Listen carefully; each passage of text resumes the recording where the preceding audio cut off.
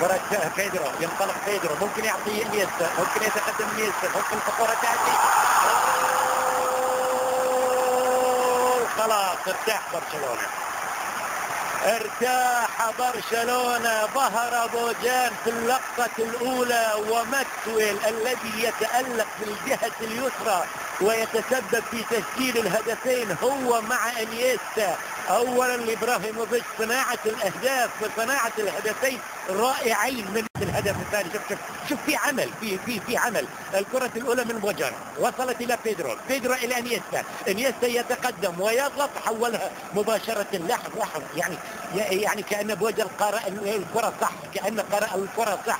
كان ماكسويل المتقدم، ولكن اللي سيطر على الكرة هو بعد ذلك بيدرو. انيستا طلب الكرة من بوجان الآن يسجل الهدف الثاني لمصلحة برشلونة. يعني بديله.